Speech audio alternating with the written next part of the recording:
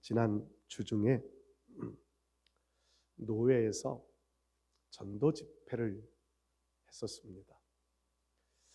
온양에서에서 저는 여러분들 편리를 때문에 광고를 하지 않고 저만 혼자 몇 시간 참석을 했었습니다. 강사 목사님이 한국에서는 내놓으라 할 만큼 유명하신 분입니다. 부산에 계신 분인데 부산 저 시골 경남하고 부산하고 경계선에 교회를 이제 후임자 한 30명 정도 되는 교회에 후임자로 들어가셔서 지금 한 30년 목회를 하시는데 지금은요 몇만 명 되는 교회를 세우고 교회 좌석 수만 5,500명이 동시에 예배를 드리는 예배당을 건축했다고 그래요. 우리 교회 짓기 바로 전에 제가 그 교회를 방문했던 적도 있었는데 그 목사님이 집회를 거의 안 나가신대요. 근데 우리 교회에 무슨 연유인지 모르겠는데 하나님이 감동을 주셔서 오셔서 집회를 인도하게 됐노라고 하면서 자기는 집회해도 강사료 안 받아간다. 대놓고 말씀을 하시더라고요. 교통비 안 받아간다. 그러면서 은혜만 받아라. 제가 그 목사님 말씀을 증거하실 때에 많은 부분에서 도전을 받았고 은혜를 받았습니다. 그 몇 시간 참석하면서 제 마음속에 받은 어떤 감동이 뭐냐면 참 저 목사님 그릇이 크구나. 큰 그릇이구나. 생각을 했습니다. 목회를 크게 해서 큰 그릇이라고 생각하기보다는요. 그의 마음속에 품고 있는 비전이 그리고 지금 목회를 하면서 교회에서 하고 있는 일들이 그 목사님이 지금까지 목회를 해오면서 걸어왔던 발자취들을 이렇게 간증을 하실 때 들어가면서 참 그릇이 큰 분이구나. 교회를 그런 교회로 세워가기 위해서는 얼마나 많은 어려움들이 있었을까요? 얼마나 많은 그 수욕을 당했을까요? 성도들로부터요 뺨을 맞기도 하고 도끼 들고 쫓아와서 죽여버린다고 도끼를 들고 쫓아오는 분들도 있었고요. 그런 과정들을 설명을 이렇게 간증을 하는데요. 충격적인 일들이 너무 많았습니다. 그런데 그분은요. 그럼에도 불구하고 그분들에게 무릎을 꿇고 그분들을 또 찾아가고 그분들을 또 끌어안고 그분들이 지금 장로님이 되어 계시고 교회에 중직들이 되어져서 교회를 지탱해주는 중직들이 되어 있노라고 이렇게 몇몇 사례들을 간증을 하더라고요. 참 그릇이 크구나. 그리고 와서 이제 저에게 비추어가면서 말씀을 이렇게 찾고 묵상을 해가면서 이런 생각을 했습니다. 사람들에게 큰 그릇으로 인정받고 싶은 것은 누구나 가지고 있는 욕망입니다. 저도 그렇게 큰 그릇으로 인정받고 싶은 마음들이 있습니다. 사람들에게도 인정받고 좀 씀씀이도 손이 좀 크게 씀씀이도 베풀고 나누어 주고요. 교회들을 좀 돕기도 하고 좀 마음이 좀 넓어졌으면 좋겠다. 이해력도 많아지고 포용력도 좀 많아지고 큰 그릇이 좀 됐으면 좋겠다. 그런 마음을 갖다가 문득 이런 생각이 들었습니다. 하나님은 나를 보실 때에 어떤 마음을 가지셨을까?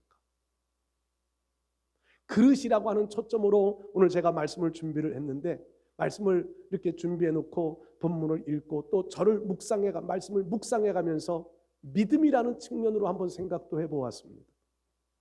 하나님은 나라는 그릇을 보실 때 큰 그릇으로 보실까? 작은 그릇으로 보실까? 하나님은 나라는 사람을 보실 때 큰 믿음의 사람으로 보실까? 작은 믿음의 사람으로 보실까? 하나님 앞에 회개거리들이 많아지더라고요. 하나님 앞에 회개를 많이 했습니다. 한 주간 동안 여러분 하나님은 지금도 우리를요 큰 그릇으로 만들어 가기를 원하십니다. 큰 믿음의 사람으로 세워가기를 원하십니다.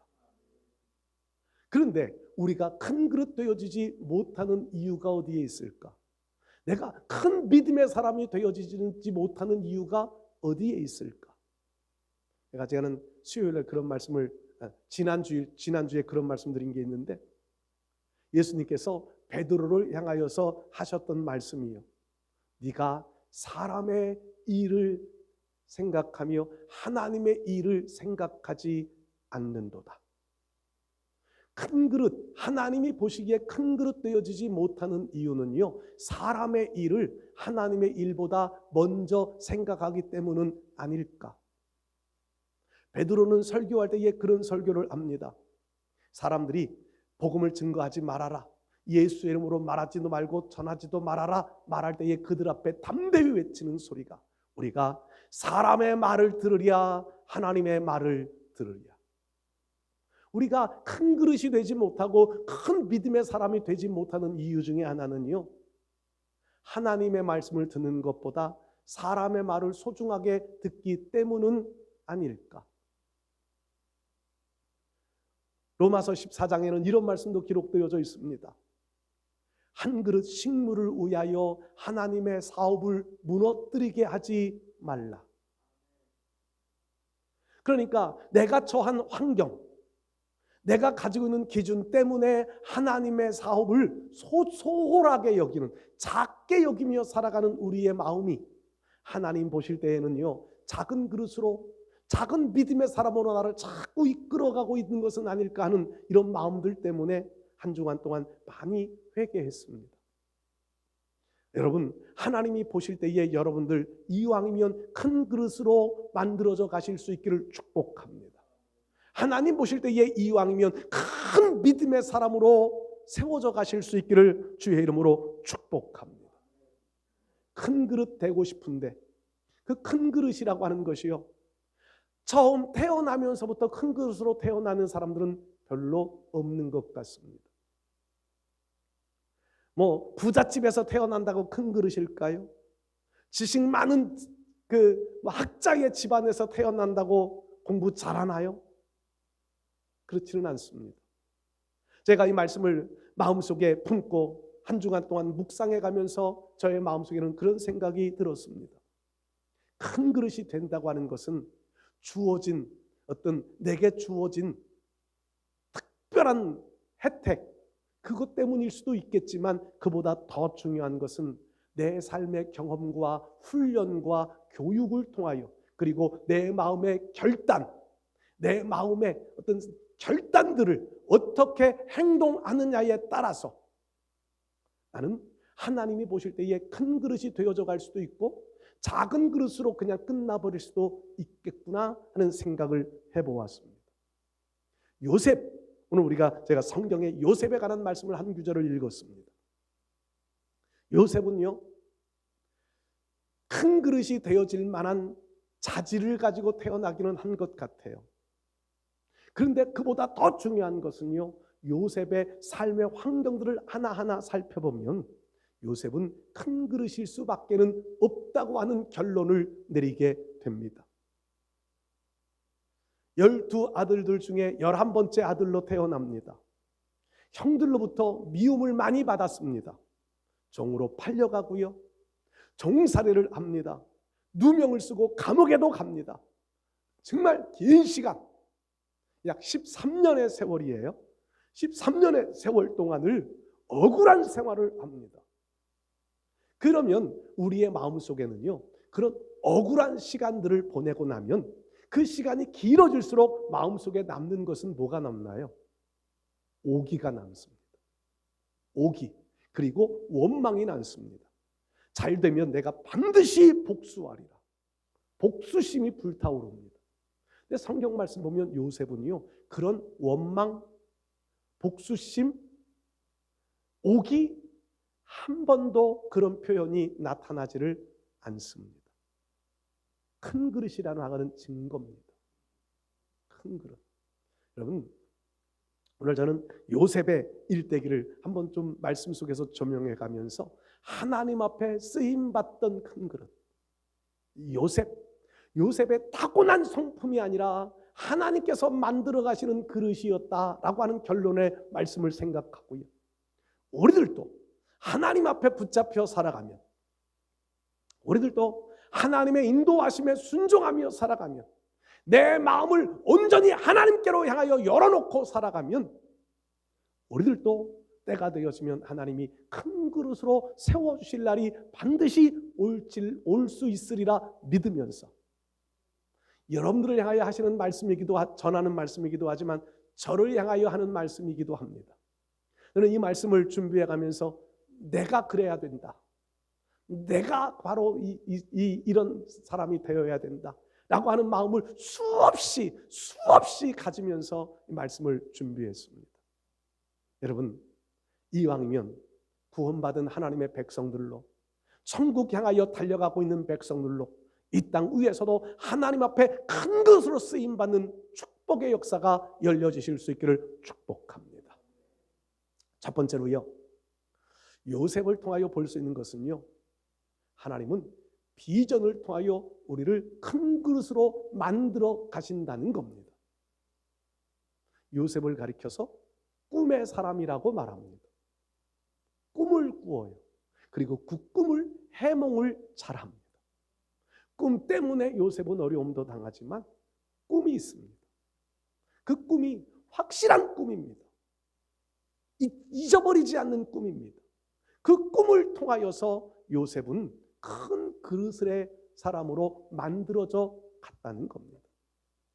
동물과 사람의 차이점은 많이 있지요. 많이 있는데 동물과 사람의 차이점 가운데 큰 것 하나가 비전, 꿈을 꾸고 미래를 향하여 설계를 할 줄 안다는 차이가 있습니다. 동물들은 본능으로 삽니다. 동물들은요, 미래에 대한 계획이 없습니다. 본능적으로 본능이 이끌어가는 대로 살아갑니다. 사람은요, 본능에 의하여 살아가는 사람들도 있지만 미래에 대한 비전, 꿈, 계획, 설계도를 가지고 살아갑니다. 살아가는 사람마다 조금씩은 다르기는 해요. 어떤 사람들은 미래를 향한 비전을 갖는데 희미한 비전을 갖습니다. 희미해요. 그러니까 이 희미한 비전, 희미한 미래에 대한 설계도는요, 희미하기 때문에 자주 바뀝니다. 여러분들 어릴 적에 꿈이 무엇이었었나요? 제가 어릴 적, 저는 좀 특이한 게, 제가 2살, 3살 때 제가 했던 일들이 생각이 참 많이 납니다. 2살, 3살. 의식이 별로 없을 때 일인데 그때 일들이 많이 생각납니다. 어머니에게 이런 일들을 말씀드렸더니요, 깜짝 놀래요.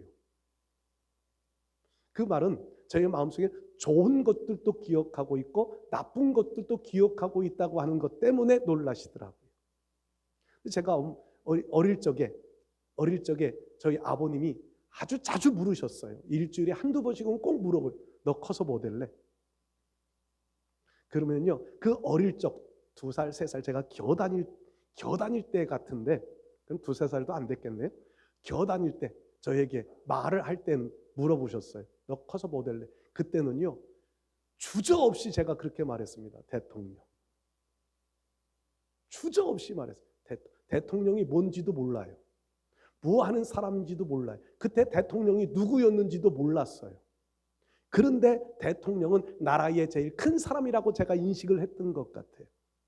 대통령. 아마 여러분들 자녀들도 그렇게 대답하는 사람들 많을 거예요. 요즘에는 TV가 있어서 TV를 보면 뉴스 시간에 매일 나오는 게 대통령이니까 그냥 대통령이 제일 크고 유명한 사람인가 보다. 대통령. 그러다가 저희 아버님이 저에게 너는 커서 변호사 해라. 말을 잘했나 봐요, 제가.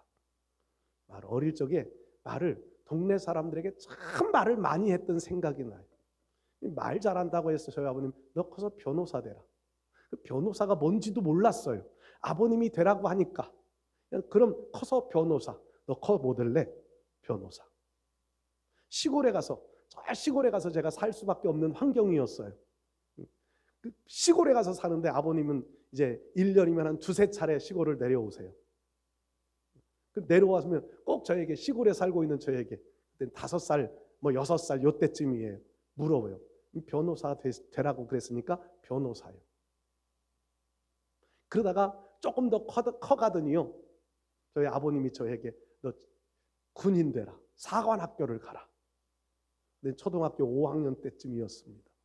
저희 집안에 그 배경이 되어질 만한 사람이 있다고 그러면서 너 사관학교 가라. 친구들하고 이렇게 놀면 저는 꼭 그랬습니다. 나는 사관학교를 가서 장군이 될 거야. 몇 년 만에 벌써 꿈들이 계속 바뀌는 거예요. 이런 꿈을요, 희미한 꿈이에요. 그리고 제 주관이 없어요. 제 주관이 없는 꿈들, 이런 것들은요, 환경에 따라서, 주변의 어떤 사람들에 따라서, 그리고 내가 살아가는 삶의 경험에 따라서 자꾸 바뀌는 거예요. 자꾸 바뀌어요.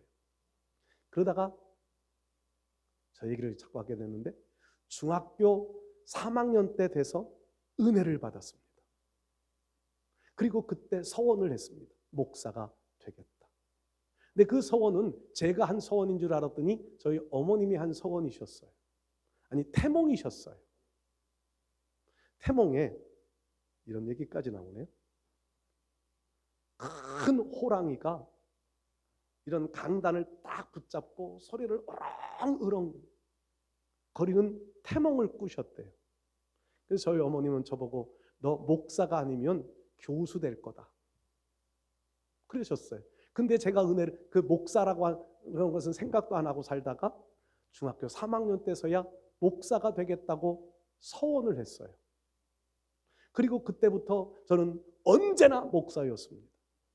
언제나 목사. 공부는 잘 못했습니다. 그래도 저는 목사. 친구들이 물었습니다. 그러면 저희가 그렇게 대답했어요. 나는 우리 아버지 소원을 이루어드리기 위해서 대학을 2번 가야 될 것 같아. 한 일반 대학을 가서 아버지 소원도 좀 들어드리고 내 소원을 위해서 난 신학대학을 꼭 가야 돼. 근데 하나님이 저를 신학의 길로 인도해 주셔서 다른 길 가보지 못하고 그냥 오로지 목사의 길만 달려와 목사의 삶으로 지금도 살고 있습니다. 이전의 꿈들은요, 저에게는 희미한 막연한 거였어요. 그러니까 수시로 바뀌어요. 수시로. 집안 어려우니까 돈 버는 사업가 되겠다고 바뀌어본 적도 있고요. 그러다가 은혜를 받고 내게 주어진 믿음의 사명이 무엇인지를 알곤 목사가 저에게는 이제는 흔들리지 않는 비전이었습니다. 어려움이 왜 없었겠습니까? 목사의 길을 가기 위하여 가는 길들 속에 왜 방해가 없었겠습니까? 유혹거리가 왜 없었겠습니까? 근데 저는 분명한 비전을 그때 붙잡고 이 길만을 향하여 달려왔습니다. 여러분, 비전이 확실하면 확실할수록 어려움도 극복할 수 있습니다. 비전이, 꿈이, 내 미래를 향한 설계가 확실하면 확실할수록 장애물도 이겨나갈 수 있습니다. 꿈이 분명한 사람이 내 인생의 그릇을 만들어 가는 겁니다. 저는 큰 그릇은 아닙니다. 그러나 하나님 앞에 분명하게 자신 있게 내어놓을 수 있는 것 한 가지는 목사의 길을 선택하여 목사의 길을 걸어가고 앞으로도 목사로서의 삶을 살겠다고 하는 다짐과 고백을 여전히 하나님 앞에 드리고 있습니다. 그리고 그렇게 기도합니다. 하나님, 목사답게 살게 해주세요. 목사로서 살게 해주세요. 하나님 앞에 그런 기도를 지금도 하루도 빠지지 않고 기도합니다. 여러분, 여러분들의 인생 속에서, 여러분들의 삶의 설계도 속에서 여러분들이 가지고 있는 비전, 나이가 먹어서 비전 없는 것 아니에요. 젊은 사람만 갖는 것 아니에요. 하나님 앞에 믿음의 사람으로서 나는 지금 어떤 비전을 품고 있느냐 하는 겁니다. 요셉은 어릴 적부터 꿈을 꿉니다. 하나님이 꾸게 해주신 꿈이었습니다. 그 꿈은 볕단들이 자기의 볕단, 형들이 만들어 놓은 볕단들이 자기가 만들어 놓은 볕단에 절을 하는 꿈을 꿉니다. 또 한 번의 꿈을 꾸었는데 해와 달과 별들이, 그 해와 달과 별은 어머니, 아버지, 자기 형제들의 별인데 자기 별에게 절을 하는 꿈을 꿉니다. 그리고는 그 꿈을 잊어버렸을까요? 아니요, 총리가 되어지고 난 다음에 형들이 와서 자기 앞에 절하고 있을 때 꿈을 생각합니다. 꿈이 이루어지는 것을 보는 거예요. 그리고 형들을 또 시험합니다. 두 번째 꿈도 이루어지기를 바라면서. 여러분, 꿈 있는 사람은요, 환경에 흔들리지 않고 믿음의 길을 끝까지 달려갈 수 있습니다. 하나님 나라를 향한, 구원받은 백성으로 천국을 향한 꿈이 분명한 사람들은요, 어떤 환경에도 흔들리지 않고 천국 향하여 달려갈 수 있습니다. 믿음의 사람들에게 가장 큰 꿈은 천국입니다. 천국은 분명히 있습니다. 천국 때문에 우리는 희생하고 헌신하며 살아가는 거예요. 그 나라에서 받을 상급을 바라보면서 천국 향한 꿈을 가지고 믿음의 큰 그릇, 하나님 앞에 큰 그릇 되어져 가실 수 있기를 축복합니다. 두 번째로요, 큰 그릇은요, 환경을 통해서 만들어져 갑니다. 요셉에게 있어서 이 환경은요, 참 어려운 삶의 연속이라고 말할 수 있습니다. 어릴 적에는 아버지의 보호, 아버지의 사랑 속에서 편애를 받아요. 편애를 받아 자라요. 그때는요, 자기밖에 몰랐을 거예요. 그런데 형들에 의하여서 팔려가요. 요셉의 생애를 보면 크게 두 가지 종류의 사람으로, 우리의 주변에도 그래요. 나를 도와줄 사람, 나를 해롭게 하는 사람, 두 종류의 사람으로 나눌 수 있습니다. 요셉의 주변에 그래요. 아버지는 요셉을 돕는 사람인데 형들은 요셉을 괴롭히는 사람들. 그러면요, 아버지와 함께 있는 시간이 많았을까요? 형들하고 함께 있는 시간이 많았을까요? 그건 모르지요. 그런데 형들은 10명이나 돼요. 괴롭히는 사람이 10명이고요. 보호하는 사람은 한 사람이에요. 그럼 뭐 어느 정도 우리가 추측할 수 있지요? 요셉이요, 형들에 의하여 종으로 팔려가요. 애굽의 보디발의 집에. 그래도 보디발은 요셉 편이었어요. 근데 보디발의 집에 있는 다른 사람들, 다른 종들은 경쟁자예요. 보디발의 아내는요, 이 요셉을 모략합니다. 누명을 씌워 감옥에 보내버립니다.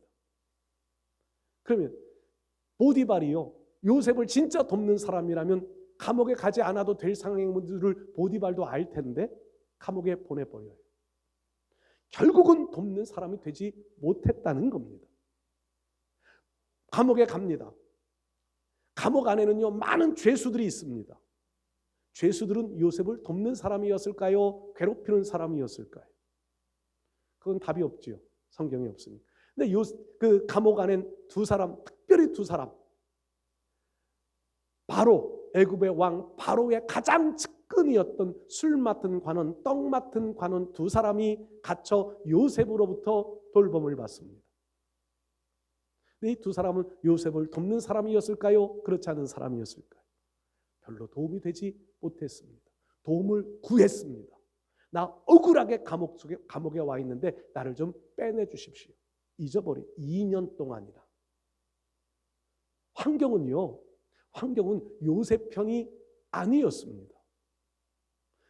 13년이라고 하는 시간의 기간 동안은 요셉 편이 아니었습니다. 모두가 다 요셉을 외면했고 요셉을 괴롭히는 사람들이 더 많았습니다. 근데 그 시간, 13년이라고 하는 그 어려움의 시간은요, 요셉을 큰 그릇으로 만들어가는 시간이었습니다. 여러분, 지금 우리가 살아가고 있는 시간들이 나에게 좋은, 나를 돕는 환경, 내가 원하는 대로 열려지는 환경들보다는 우리의 앞길에 장애물과 같고 내 삶에 어려움을 가져다주고 내 삶에 힘든 과정을 가져다주는 환경들이 더 많으실 거예요. 그렇다면 이 환경들로 인하여 우리가 주저앉아야 될까요? 믿음의 사람이라면, 하나님을 신뢰하는 사람이라면 이 환경을 통하여 우리의 그릇을 넓혀갈 수 있는 기회로 만들어야 한다는 겁니다. 시편 119편 말씀에 다윗의 고백은요, 고난당하는 것이 내게 유익이라 이런 고백을 합니다. 고난이라고 하는 것이 필요 없는 것이 아니라는 거죠. 누구나 고난은 싫어합니다. 나를 대적하고 나를 박해하는 사람들을 누구나 좋아하지 않습니다. 그런데 하나님께서는요, 그런 환경들 속에서 하실 일이 있다는 겁니다. 그것을 깨달은 거예요. 고난당하는 것, 하나님이 내게 이 고난을 허용하신 이유는 하나님이 하실 일이 있다. 요셉에게, 요셉 주변에 돕는 사람들보다 괴롭히는 사람들이 더 많았던 이유, 요셉에게 편리한 좋은 환경들보다 힘든 환경들이 더 많았던 이유, 하나님이 하실 일이 있기 때문이었습니다. 요셉을 큰 그릇으로 만들어가는 시간이었습니다. 요셉을 큰 믿음의 사람으로 만들어가는 과정이었습니다. 오늘 지금 우리가 지나가고 있는 환경들은 나를 하나님의 사람으로, 내 믿음의 그릇을 큰 그릇으로 만들어 더 놀라운 역사를 이룰 수 있는 시기를 위하여 지금도 이 시간을 지나가게 하시는 줄 믿습니다. 요셉이 만일에 그렇게 억울한 상황 속에서 그냥 끝나버렸다면 우리는 요셉을 큰 그릇이라 말할 수 없을 것이고 요셉을 큰 믿음의 사람이라 말할 수 없을는지 몰라요. 그런데 성경 결론은 우리가 잘 알듯이 애굽의 총리가 됩니다. 형들에게 보복할 수 있는 지위이고요, 보디발의 아내에게 얼마든지 보복할 수 있는 지위입니다. 자기를 2년 동안이나 잊어버리고 있었던 관원에게 책임을 물을 수 있는 지위입니다. 그런데 성경 어디에도 책임을 묻는 일이 없습니다. 보복하려 하지 않습니다. 오히려 형들이 두려워하고 있을 때, 보복하지 않을까 두려워하고 있을 때 형들에게 말합니다. 형님들이 나를 팔았다고 염려하지도 말고 근심하지도 마십시오. 하나님이 나를 앞서 보내셨습니다. 하나님이 하신 일입니다. 내가 감옥에 억울한 일들을 당했지만 보디발의 아내 때문이 아니라 하나님이 나를 훈련시키기 위하여 하신 일입니다. 이게 큰 그릇이에요. 여러분, 어렵고 힘든 일들이 있다고 이것 때문에 주저하지 않고 포기하고 원망하고 책임 전가하면서 보복하려 하는 마음들보다 하나님께서 하실 일이 무엇인가를 한 번 더 찾고 한 번 더 생각하고 한 번 더 기도해 보실 수 있기를 바랍니다. 이런 환경은 우리를 큰 그릇으로, 큰 믿음의 사람으로 만들어 갈 줄로 믿습니다. 세 번째로요, 일을 통해서 큰 그릇으로 만들어져 갑니다. 일. 요셉에게는 참 다양한 일들이 지나갑니다. 요셉이요, 아버지의 심부름, 형들에게 가서 형들이 어떻게 있는지, 지금 양을 치러 10명의 형들을 광야로 보냈습니다. 시간이 지나갑니다. 광야 생활을 형들이 하고 있는데 어떻게 지내는지 좀 보고 와라. 요셉은 성실한 사람이었던 것 같아요. 형들이 처음에 있던 그 지역, 아버지가 보냈던 지역으로 갔더니 형들이 없습니다. 주변 사람들에게 물어봐요. 우리 형들이 어디에 있는지, 여기에서 양치고 있는 사람들이 어디로 갔는지 아느냐. 그 사람들이 가르쳐줘요. 그러니 그곳으로 찾아갑니다. 그것 때문에 형들이 요셉 오는 것을 보면서, 야, 꿈꾸는 자가 온다. 우리가 쟤를 죽여버리자. 그 꿈이 어떻게 되는지 좀 보자. 형들은요, 마음속에 요셉을 향한 그 불편한 마음들을 가득 가지고 있음을 우리가 볼 수 있지요. 그런데 요셉은요, 형들이 자기를 미워하는 줄을 알면서도 아버지의 심부름 때문에 그곳까지 갔다는 겁니다. 그리고 종으로 팔려갑니다. 보디발의 집에 갑니다. 그리고 보디발에서 집에서 종살이를 하는데 얼마나 성실하게 일을 하는지 보디발이요, 요셉을 보면 가정 총무를 맡깁니다. 가정의 모든 재반 사항을 다 요셉에게 맡겨요. 얼마나 성실했는지. 그 성실하게 일하는 것 때문에 보디발의 아내로부터 유혹을 받고 누명을 쓰고 감옥으로 갑니다. 감옥 안에 갇혀 있는데 감옥 안에서도 얼마나 성실하게 살아가는지, 그 감옥 안에 총리로, 감옥 안에 총무, 감옥 안에 모든 일을 돌볼 수 있는 사람으로, 죄인으로 감옥에 갇혀 있는데 감옥 안에 일을 하는 사람으로 세워줍니다. 그 기간이 얼마나 지났는지 모르겠어요. 최소 2년이 지나가는 거예요. 성실합니다. 그러다가 바로가 꿈을 꾸고, 바로가 그 꿈을 해먹지 못하고 있을 때 그 신하가 요셉을 생각하고 요셉을 불러 그 꿈, 바로의 꿈을 해몽하게 하고 바로 총리로 세움을 받습니다. 성경 말씀대로 총리로서의 지내는 기간 동안 요셉은 얼마나 성실하게 일했는지를 볼 수 있습니다. 애굽의 바로 왕의 마음에 꼭 맞는 일을 하는 거예요. 그러니까 지금 요셉은요 이방인이에요. 이방인, 히브리 사람 이방인이에요. 그런데 그가 총리가 되어져 있으면 다른 사람들은 얼마나 시기했을까요? 그런데도 왕의 신임이 흔들리지 않아요. 다른 사람들이 요셉의 말에 한 번도 제동을 걸지 못해요. 얼마나 성실하게 일을 똑부러지게 해냈는지. 아버지의 일로부터 시작해서 보디발의 집에서의 일, 감옥 안에서의 일하는 이런 장면들은요 요셉의 그릇을 점점 키워가는 시간들이었다는 거지요. 그러면서 요셉이 바로의 일, 애굽의 총리로서의 일을 하는데도 조금도 소홀함이 없는 일을 해냅니다. 큰 그릇으로 커가는 겁니다. 여러분, 오늘 우리에게 맡겨진 일들, 하나님이 나에게 맡겨진 일들, 주님은 그렇게 말씀하잖아요. 작은 것에 충성된 자는 큰 것에도 충성된 자고, 작은 일에 불의한 자는 큰 것에도 불의한 자니라. 작은 것, 하나님 앞에 예배 드리는 일로부터 시작해서, 하나님 앞에 기도하는 일로 시작해서, 하나님 앞에 헌신하는 작은 일인 것 같은 일들로부터 시작해서 하나님 앞에 성실한 모습을 보인다면, 신뢰받는 믿음의 자리에 지켜간다면 하나님은 우리에게 큰 것도 맡겨주실 줄로 믿습니다. 여러분, 하나님은 우리가 세상에 살아가면서 쪼잔한 사람으로 살아가는 것 원하지 않으십니다. 이왕이면 큰 그릇으로, 이왕이면 큰 믿음의 사람으로 세워 쓰임 받기를 기뻐하십니다. 우리의 마음의 문제예요. 우리의 결단의 문제입니다. 우리의 삶의 행동의 문제입니다. 예수님을 믿는 믿음 가지고 오늘 저와 여러분들이 이런 믿음의 환경들, 믿음의 시간들, 믿음의 훈련의 과정들, 이런 경험들을 통하여서 오늘 우리가 하나님 앞에 큰 그릇으로 만들어가 큰 일에 쓰임 받을 수 있는 우리 모두 되실 수 있기를 주의 이름으로 축복합니다.